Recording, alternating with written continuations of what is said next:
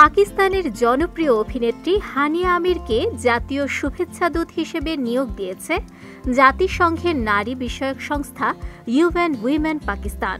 এই দায়িত্বে পাকিস্তান জুড়ে নারীর ক্ষমতায়ন ও সম অধিকার নিয়ে সচেতনতা তৈরিতে কাজ করবেন এ অভিনেত্রী। শুধু তাই নয়, এ বিষয়ে কার্যকর পদক্ষেপ নিতে জনগণকে উদ্বুদ্ধ করবেন তিনি।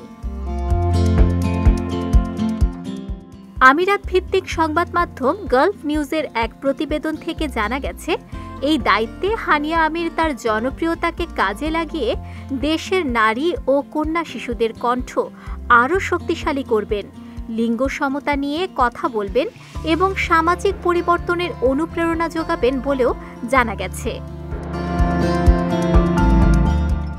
এ প্রসঙ্গে হানিয়া আমির বলেন, ইউএন উইমেনের জাতীয় শুভেচ্ছাদূত হিসেবে মনোনীত হওয়া আমার জন্য গভীর সম্মানের।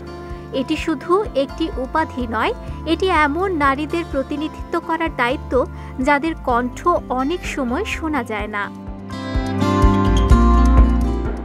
এই ঘোষণা এসেছে এমন এক সময়ে যখন আন্তর্জাতিক অঙ্গনেও জনপ্রিয়তা বাড়ছে হানিয়া আমিরের।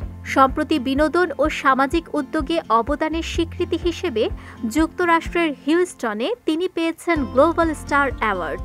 সে সঙ্গে ভারতের আসন্ন পাঞ্জাবি চলচ্চিত্র সরদারজি 3 এর মাধ্যমে অভিষেক ঘটেছে এই অভিনেত্রীর। ওয়ালটন এখন দেশের সীমানা পেরিয়ে পৌঁছে গিয়েছে 50টিরও বেশি দেশে। ওয়ালটন, ঘরে ঘরে বিশ্বজুড়ে। এদিকে সম্প্রতি বাংলাদেশে এসেছিলেন হানিয়া আমির।